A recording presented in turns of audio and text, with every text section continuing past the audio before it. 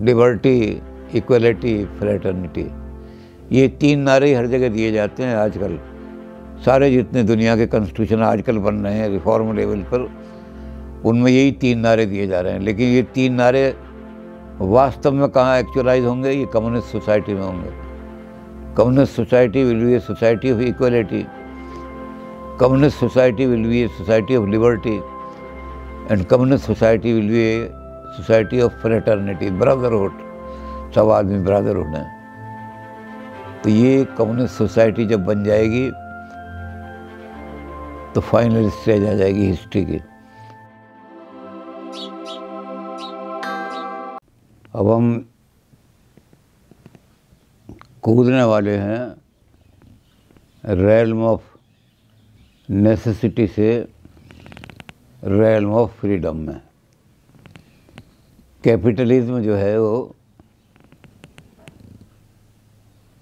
समाप्त होने जा रहा है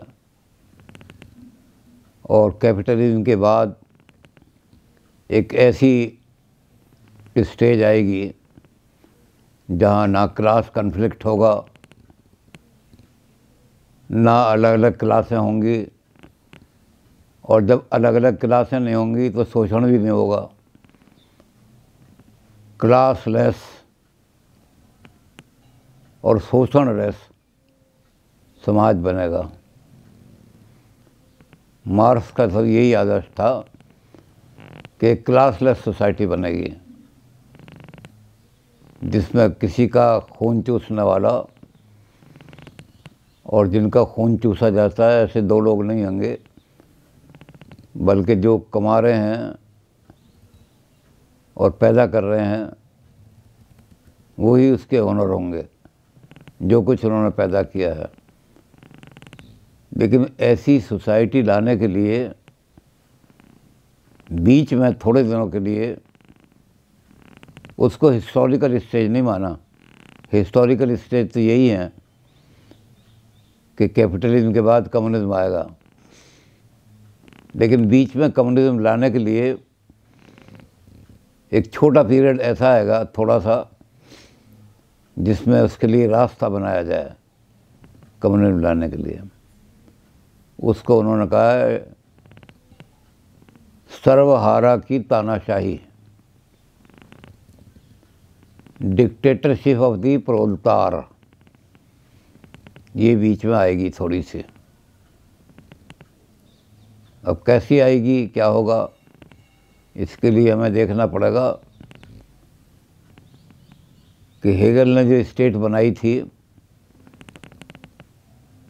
वो ऐसी बनाई थी जो शाश्वत है, जो ईश्वर का पृथ्वी के ऊपर मार्च है। भगवान जब पृथ्वी पर आकर के चलते हैं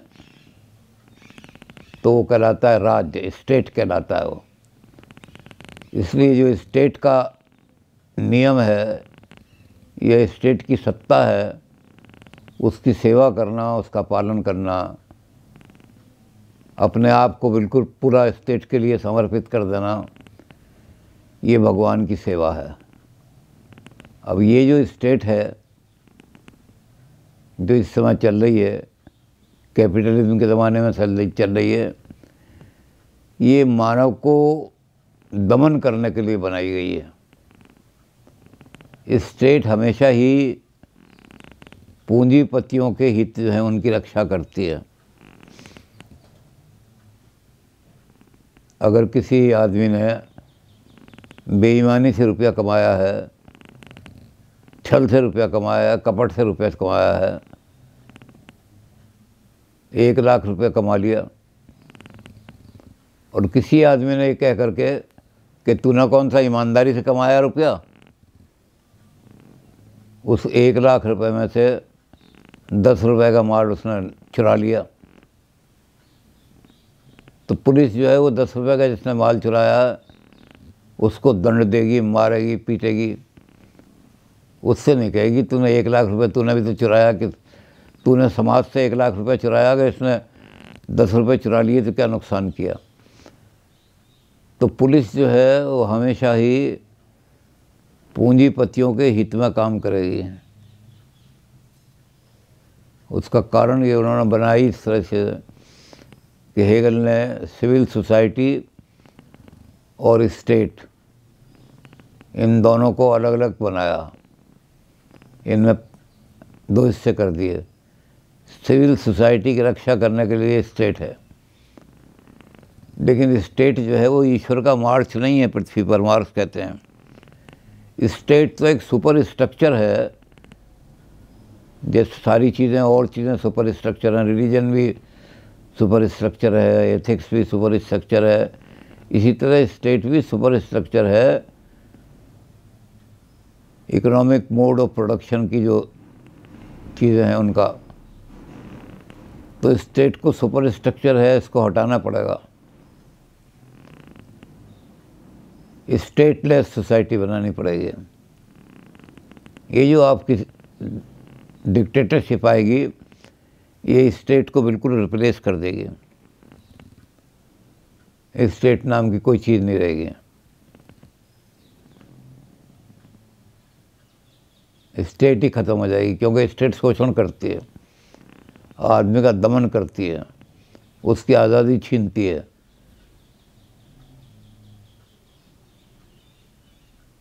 कैपिटलिस्ट सरमाएदारों के हित की रक्षा करती है।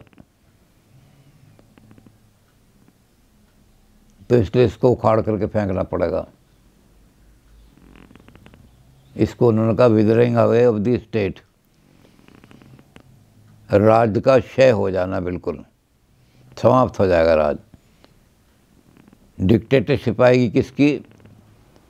राज जब ख़त्म हो जाएगा तो कौन लोग आएंगे? वो आएंगे जो प्रोड्यूसर हैं, मजदूर हैं, गरीब हैं। गरीबों पर गरीबों का ही राज होगा, गरीबों पर गरीबों के हित का देखने वाला, गरीबों का शोषण करने वाला राज्य नहीं होगा। ऐसा राज्य होगा जो गरीबों के हित को देखेगा। और ये हित को देखेगा इसलिए कि कोई भी थोड़ा सा अगर उसमें कोई कहीं कांटा रह गया है, कोई अंकुर रह गया है, तो उसको निकाल दिया जाए। तो ये डिक्टेटरशिप क्या का काम करेगी? सबसे पहला काम जो डिक्टेटरशिप करेगी वो ये होगी कि लैंड की जो ओनिंग है, ज़मीन की जो ओनिंग है, ज़मीन के जो ओनर हैं उनको बिल्कुल समाप्त कर देगी। सारी ज़मीन जो है वो नए राज्य जो डिक्टेटरशिप कहलाएगा, नए राज्य की ज़मीन होगी, स्टेट की। वो स्टेट जो है सिविल सोसाइटी से अलग नहीं होगी, वो सिविल सोसाइटी होगी, यानी समाज समझ लो। तो सारी ज़मीन पर ओनरशिप का अधिकार किसी आदमी का नहीं होगा। ज़रा सी भी ज़मीन ऐसी नहीं रहेगी जिस पर कोई ओनर हो। और जब कोई ओनर नहीं होगा तो फिर मजदूर भी नहीं होंगे, किसान भी नहीं होंगे, सब चीज़ राज की हो जाएगी। ज़मीन को जोतो, सरकार जहाँ जुतवाएगी, जिससे जुतवाएगी, जो इस काबिल होंगे कि ज़मीन को जोत सकें उनको ज़मीन दे दी जाएगी, लेकिन ओनर नहीं बनाया जाएगा किसी को भी। तो सबसे पहला काम लैंड ओनिंग जो है समाप्त हो जाएगी बिल्कुल। लैंड ओनिंग के साथ साथ जितने मीन्स ऑफ प्रोडक्शन हैं वो भी सारे स्टेट के द्वारा ओन हो जाएंगे। बड़े बड़े कारखाने हैं, किसी प्राइवेट आदमी का कोई कारखाना नहीं होगा। ये बिरला का कारखाना है, ये टाटा का कारखाना है, ये और किसी का कारखाना है, ऐसा कोई कारखाना नहीं होगा किसी का। सारे कारखाने समाज के होंगे, जिसे नई जो स्टेट है जिसको हम डिक्टेटरशिप कह रहे हैं, वो सब कारखानों को अपने हाथ में ले लेगी। उसमें कोई अड़चन अगर लगाएगा तो उसको एलिमिनेट कर दिया जाएगा। जो आदमी इससे बचने के लिए काम करेंगे, कुछ एमिग्रेंट माने देश को छोड़ करके दूसरे देश में चले जाने वाले, वो कहेंगे भाई हमें मार देंगे, पीट देंगे, इसलिए ज़मीन जाके इंग्लैंड में बैठ जाओ या फ्रांस में बैठ जाओ, और ज़मीनें हमारी यहाँ पड़ी हैं बहुत सारी। तो एमिग्रेंट्स की सारी प्रॉपर्टी जो है जब्त कर ली जाएगी। जो देश छोड़ करके जाएगा तो जो उसकी प्रॉपर्टी देश में है सबको जब्त कर लिया जाएगा। किसी इमिग्रेंट की कोई प्रॉपर्टी नहीं रहेगी। यानी कोई आदमी अपनी जान बचा करके भागना चाहे कि हम जान बचा के भागना चाह जाएंगे तो हमारा माल यहाँ पड़ा रहेगा सुरक्षित। उसका माल सुरक्षित रहेगा जब वो स्टेट के हाथ में चला जाएगा, राज्य के हाथों में चला जाएगा, उसका अपना नहीं रहेगा। तो इमिग्रेंट सारी है। किसान और इंडस्ट्री, पेजेंट का और इंडस्ट्री का भेद मिटा दिया जाएगा। जो किसान हैं उनको भी हम क्या कहेंगे हम कि ये वर्कर्स हैं, मज़दूर हैं, और मज़दूरों की तरह से उनको भी मज़दूरों की तरह मज़दूरी कानून सारे लागू होंगे, वेलफेयर के कानून पर लागू होंगे, वेज उनको दी जाएगी जो मज़दूरों की तरह दी जाती है। तो किसानों में और मज़दूरों में कोई अंतर नहीं रहेगा। पेजेंट्री और इंडस्ट्री दोनों को एक कर दिया जाएगा। यानी एग्रीकल्चर को भी इंडस्ट्री माना जाएगा। एग्रीकल्चर भी इंडस्ट्री है, उस पर इंडस्ट्रियल लॉ लागू होंगे सारे के सारे।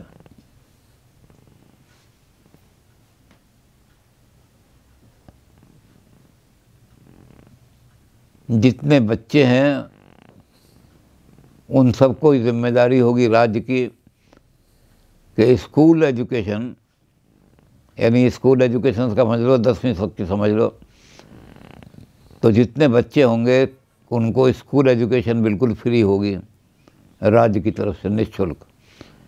क्योंकि किसी आदमी का कोई अपना तो कारखाना होगा नहीं, कि तो मकान तो होगा नहीं, सरकारी होगा। तो सरकार उनको बजाय इसके कि उन्हें पढ़ाई के लिए पैसे दे या अपनी तनख्वाह में से पैसे देकर पढ़ाई कराएं, सरकार इसी को समझेगी, एक तरह का अलाउंस समझेगी कि आपके बच्चे को फ्री एजुकेशन दी जाएगी स्कूल के अंदर। डीए वगैरह जैसे हम देते हैं, या कंपनसेटरी अलाउंस देते हैं, या मेडिकल अलाउंस देते हैं, ये ऐसे अलाउंस वगैरह की कोई नहीं होंगे। एजुकेशन फ्री सारी। तो स्कूल एजुकेशन सारी की सारी बिल्कुल फ्री होगी, उसमें कोई किसी एक पैसा भी नहीं लिया जाएगा। जो कानून बनेंगे सारे मज़दूरों के हित में बनेंगे, वर्कर्स के हित में ही कानून बनेंगे। जो वर्कर होंगे, जितने ओनर्स हैं उनके वो तो ख़त्म ही हो जाएंगे सारे। ओनर्स रहेगा ही कोई, ओनर कोई रहेगा नहीं। ओनर की जगह कौन होंगे? पेड मैनेजर्स होंगे। यानी बिरला जी जो हैं किसी मिल के मालिक नहीं होंगे, बल्कि मिल के पेड मैनेजर, डायरेक्टर। अगर वो ज़िंदा रहना चाहते हैं, अगर ज़िंदा नहीं रहना चाहते कि मेरा कारखाना मैंने लिया, तो उन्हें एलिमिनेट कर दिया जाएगा। अगर ज़िंदा रहना चाहते हो तो मैनेजर बन जाओ, तनख्वाह ले लो और अपनी तनख्वाह तय करा लो, कुछ करा लो। तो ये काम कराने के लिए सारी डिक्टेटरशिप इन कामों को पूरा करेगी। ये काम जब पूरे हो जाएंगे तो प्राइवेट प्रॉपर्टी बिल्कुल ख़त्म कर दी जाएगी। जितने मकान हैं, अगर किसी के पास बड़ी बड़ी कोठियाँ भी हैं, क्योंकि ज़मींदार लोग बहुत थे, ज़मींदार लोग थे, तो उनको सबको नेशनलाइज कर दिया जाएगा। सारे मकान जब नेशनलाइज हो जाएंगे तो उनको स्टेटस के अनुसार बांट दिया जाएगा। कोई आदमी ऐसा है जिसे ज़्यादा काम करना है तो 3 कमरों का मकान दे दिया जाएगा। कोई आदमी ऐसा है जिसको कम काम करना है, 2 कमरों का मकान दे दिया जाएगा। और कोई बड़ा आदमी होगा जिसे बड़ा काम और जिम्मेदारियां निपटानी है, उसे 5 कमरों का मकान दे दिया जाएगा। जिसके पास बड़े मकान हैं उनसे मकानों को छीन करके उसको बांट दिया जाएगा सारे के सारे। लग्जरी नाम की कोई चीज़ इस तरह से रहेगी नहीं। अय्याशी के सामान अपने आप ख़त्म हो जाएंगे सारे।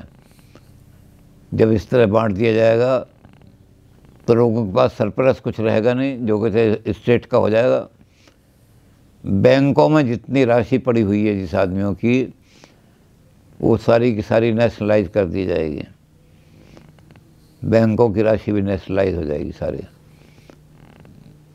तो डिक्टेटरशिप इन काम को करने के लिए पूरा, ताकि हर चीज़ के लिए जितने भी अड़चने हैं, जितने भी इसमें रुकावटें हैं उन सबको एलिमिनेट कर दिया जाए। ये डिक्टेटरशिप बिल्कुल एलिमिनेट करके सबको एक ऐसी सोसाइटी बना देगी जिसमें कोई भी मजदूरों के, प्रोड्यूसर के हित की अवहेलना करने वाला कोई नहीं रहेगा। अब इसमें एक चीज़ जो है वो सबसे बड़ी ज़रूरी है, अनप्रोडक्टिव लेबर सारी ख़त्म कर दी जाएगी। बड़ी ज़बरदस्त चीज़ है ये। यानी जो लोग प्रोड्यूसर नहीं कर रहे, कुछ काम प्रोड्यूस नहीं करते, ऐसा कोई आदमी नहीं रहेगा। इसके लिए क्या काम करना पड़ेगा? इसके लिए रिलीजन को ख़त्म करना पड़ेगा कि अनप्रोडक्टिव लेबर जो है वो रिलीजन पैदा कर रहा है सारे। चर्च के आदमी जो हैं वो कुछ प्रोड्यूस तो करते नहीं, खाते हैं वहाँ। इसका मतलब ये हो गया कि जो ये ऋषि मुनि, सन्यासी, साधु, मुनि, धार्मिक लोग हैं, इन सबको मजबूर किया जाएगा कि कोई ना कोई अपनी कैपेसिटी के हिसाब से, मान लो कोई साधु या कोई मठाधीश बहुत मोटा है तो उसको सरकार देखेगी कि मोटे आदमी से क्या काम कराया जा सकता है, और अगर कुछ नहीं काम कर सकता तो एलिमिनेट कर दिए जाएंगे ऐसे आदमी। वही रोटी खाएगा, ब्रेड लेबर कहलाती है। ब्रेड लेबर का मतलब है कि वही रोटी खाएगा जो आदमी प्रोड्यूस करेगा। जो प्रोड्यूस नहीं कर रहा है वो रोटी नहीं खा सकता, उसे रोटी नहीं मिलेगी राज्य के अंदर। वर्कर्स जो हैं वही सिर्फ उनको। अब ये बड़ा ज़बरदस्त काम है क्योंकि रिलीजन को ख़त्म करना बड़ा मुश्किल काम है, लेकिन ये एलिमिनेट करेगी हमारी कि भाई इन चीज़ों को ख़त्म करो। अनप्रोडक्टिव लेबर बिल्कुल नहीं रहेगी। पकड़ पकड़ के काम कराया जाएगा मजदूरों से, मजदूरी का जैसा जिसको देखेंगे उसके हिसाब से वैसा। तो ये डिक्टेटरशिप जो है, इसमें सबसे बड़ी बात क्या होगी कि जो माइनॉरिटी थी, कैपिटलिस्ट हमेशा माइनॉरिटी में होता है, मजदूर हमेशा मेजॉरिटी में होते हैं। तो रियल डेमोक्रेसी बन जाएगी। अब मजदूरों का राज जो होगा वो मेजॉरिटी का राज होगा। अब तक जो राज है वो माइनॉरिटी का राज है और माइनॉरिटी के हितों की रक्षा कर रहा है। क्योंकि आपके हिंदुस्तान के अंदर अगर देखा जाए तो 400-500 आदमी ऐसे होंगे जो कि जिनकी सारी इंडस्ट्री जिनके हाथ में है, कैपिटलिस्ट घराने हैं, और लेबर कितनी होगी? 4 करोड़ या 2 करोड़। तो जब लेबर के हाथ में सारी सत्ता आ जाएगी तो रियल डेमोक्रेसी, डिक्टेटरशिप नाम होगा उसका, इसलिए होगा डिक्टेटरशिप के उसमें आदमियों को, हर एक आदमी को आज़ादी नहीं होगी, कैपिटलिस्ट को कोई आज़ादी नहीं होगी अपनी संपत्ति वगैरह रखने की, इसलिए उसका नाम डिक्टेटरशिप कर दिया जाएगा। लेकिन वो जो डिक्टेटरशिप है प्रोदकार की, वो रियल डेमोक्रेसी होगी। रियल डेमोक्रेसी में यही काम होगा कि जो मेजॉरिटी लोग हैं, मज़दूर मेजॉरिटी में होते हैं हमेशा। हर कंट्री के अंदर मज़दूर ज़्यादा होता है, कैपिटलिस्ट कम होते हैं। तो जब मज़दूरों का राज आ जाएगा तो मेजॉरिटी, रियल मेजॉरिटी आ जाएगी। अब ये जो रियल मेजॉरिटी है, ये कानून जो बनाएगी, ये ऐसे कानून बनाएगी जो मज़दूरों के हित के हों सारे के सारे। कैपिटलिस्ट रहेंगे ही नहीं तो उनके हित ही, जब उनका कोई हित ही नहीं होगा तो ये dictatorship of the proletariat temporary phase होगा। इस टेम्परेरी फेज़ के बाद कम्युनिज्म आ जाएगा। कम्युनिज्म के बारे में हमने पहले बात कर चुके हैं हम बारे में कि कम्युनिज्म में सबसे बड़ी चीज़ क्या होगी? Each according to his capacity, to each according to his need. अब ऐसी सोसाइटी जो बन जाएगी, इस सोसाइटी में सबसे बड़ी चीज़ ये होगी कि आदमी प्रोड्यूस तो खूब करेगा, जिसके अंदर वो प्रोड्यूस किस लिए करेगा? सेल्फ रियलाइजेशन के लिए। इस शब्द को हेगल जो यूज़ करते थे सेल्फ रियलाइजेशन, वो तो होता अपनी आत्मानुभूति के लिए। मैं क्या हूँ, मैं ब्रह्म हूँ, मैं आत्मा हूँ, ये जानने के लिए करते थे सेल्फ रियलाइजेशन। सेल्फ को जानो, सेल्फ क्या है। लेकिन मार्क्स ने सेल्फ रियलाइजेशन का शब्द प्रयोग किया है, अपनी कैपेसिटी को जानो। मेरे अंदर कैपेसिटी कितनी है, मेरे अंदर उत्पादन की शक्ति कितनी है। इस चीज़ को रियलाइज़ करने के लिए आदमी प्रोड्यूस करेगा, वेज के लिए नहीं करेगा कि जी मुझे तो तनख्वाह जो है 5,000 रुपये मिलती है। हमारे यहाँ मखौल में एक कहानी सी आती है ना, एक कहानी कहते हैं कि मास्टर जी जो थे वो पढ़ा रहे थे बच्चों को, GIRL गिरल, GIRL गिरल। वहाँ से जो हेड मास्टर थे, प्रिंसिपल साहब, वो उधर से गुजरे। 2-3 बार उन्होंने दरवाजे पर खड़े होकर सुना तो मास्टर जी अंदर यही पढ़ा रहे थे, बच्चों GIRL गिरल। उन्होंने दरवाज़ा खटखटा के अंदर आए। उन्होंने कहा, मास्टर जी क्या पढ़ा रहे हैं आप? बच्चों को गलत पढ़ा रहे हैं बिल्कुल। GIRL गिरल, GIRL गिरल, इसके गिरल थोड़ी होता है, ये होता है गर्ल। कहने लगे, मास्टर जी मैनेजर साहब से कहो 500 रुपये तनख्वाह में तो गिरल ही पढ़ाई जाएगी। तनख्वाह बढ़ा दें 700 रुपये, गर्ल पढ़ा देंगे, हमें भी आता है गर्ल होता है। तो वेज अर्निंग सोसाइटी में आदमी जो होगा वो इस तरह के काम करेगा, काम चोरी। तनख्वाह बढ़ा दो तो ठीक पढ़ा दूंगा, तनख्वाह कम कर दो। लेकिन जब आदमी अपनी कैपेसिटी को रियलाइज़ करने के लिए काम करेगा तो वो इस बात को नहीं देखेगा। वो तो कहेगा कि मैं 7 बजे तक शाम को काम कर सकता हूँ। तो अपनी कैपेसिटी को रियलाइज़ करने के लिए वो जो मैनेजर होगा, क्योंकि कैपिटलिस्ट तो कोई होगा नहीं, मैनेजर होगा, मैनेजर को कहेगा कि कारखाना 7 बजे तक चलेगा, चलने दो, मैं अपनी कैपेसिटी को देखना चाहता हूँ, मेरी कैपेसिटी कितनी है। तो वो 2 घंटे ज़्यादा प्रोड्यूस करेगा और लेगा कितना सोसाइटी से, अकॉर्डिंग टू हिज नीड। तो उस सोसाइटी में प्लंटी हो जाएगी। इस हर चीज़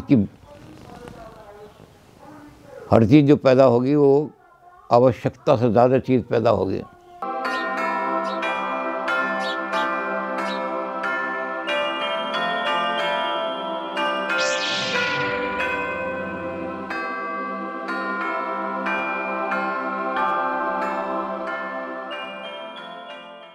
और सबसे बड़ी चीज़ क्या होगी? प्रॉफिटियरिंग, फ़ायदा, मुनाफा बिल्कुल ख़त्म कर दिया जाएगा। मुनाफा किसके लिए? कैपिटलिस्ट की कोठी बनाने के लिए। मुनाफा किसके लिए? कैपिटलिस्ट के अय्याशी के सामान लाने के लिए। और जब ये कैपिटलिज्म ही ख़त्म हो जाएगा तो मुनाफे की ज़रूरत क्या रहेगी? तो जो कॉस्ट ऑफ प्रोडक्शन कैलकुलेट करेगी स्टेट, उसी में चीज़ मिल जाएगी आपको। कैपिटलिज्म में जो चीज़ मिल रही है 30 रुपये में, जब कम्युनिज्म आ जाएगा तो प्रोडक्शन पे कितने पैसे लगे जी? इसके प्रोडक्शन पे लगे 20 रुपये। ये सरप्लस वैल्यू लेता था 30 रुपये।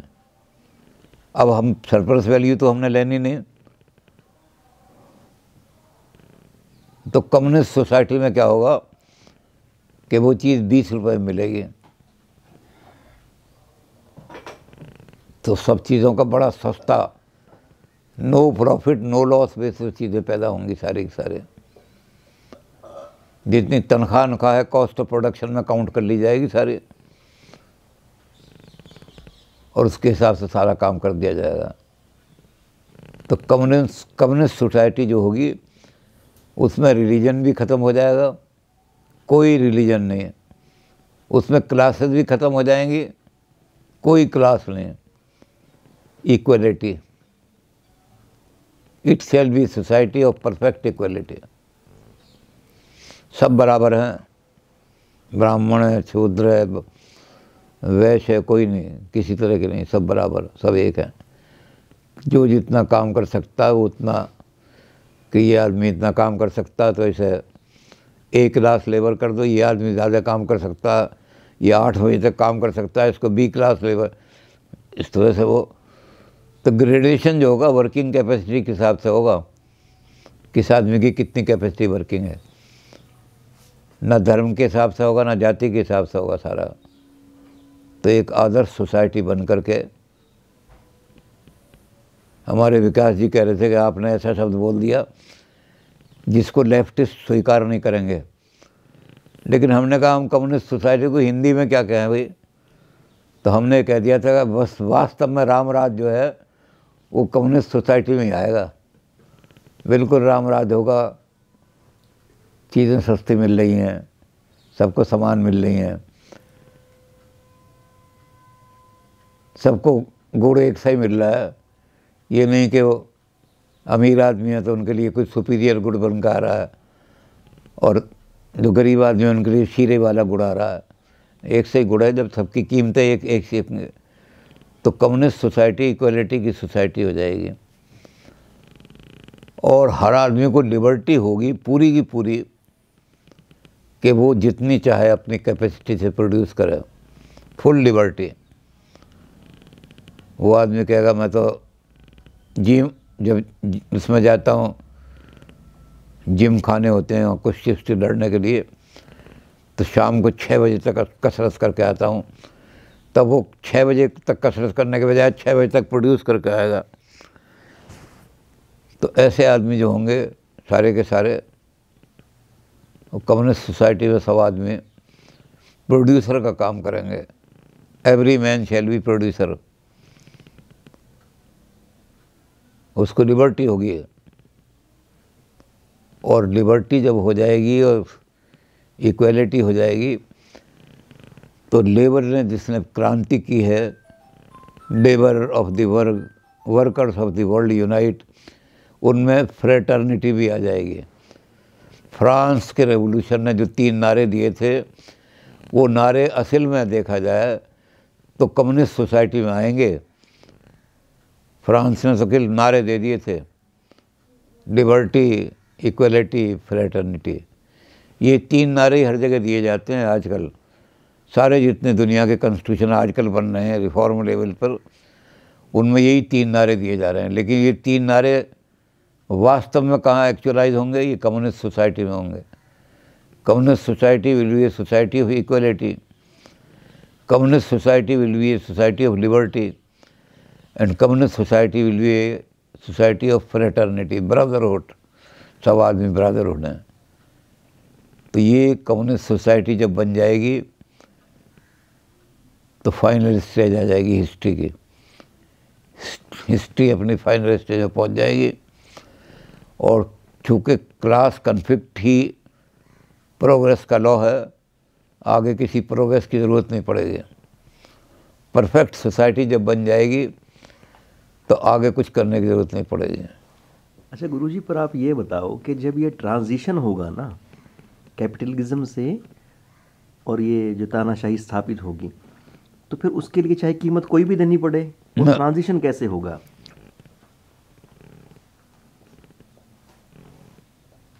मार्क्स ने वही लॉ बताया है जो यूटिलिटेरियंस ने बताया था।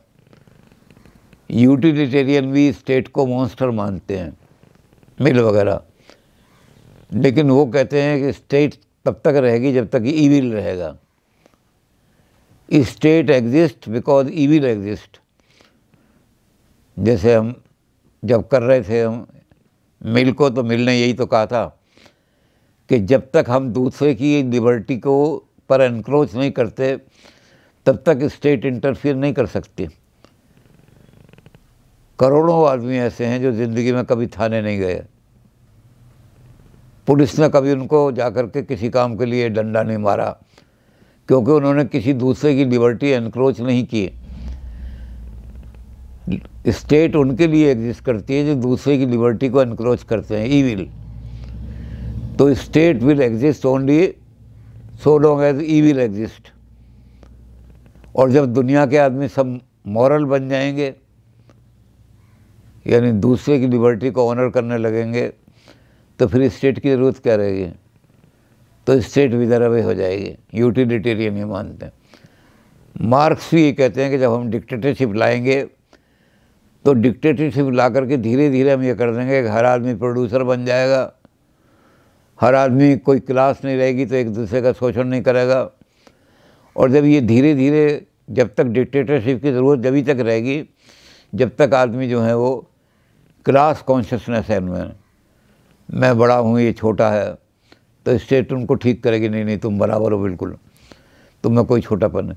तो डिक्टेटरशिप तो उस समय तक रहेगी सो लॉन्ग एज लोगों के अंदर क्लास कॉन्शियसनेस है, लोगों के अंदर ये कॉन्शियसनेस है कि मैं प्रोड्यूस ना करूं और प्रोड्यूस ना करने के साथ शोषण कर लूँ लोगों का।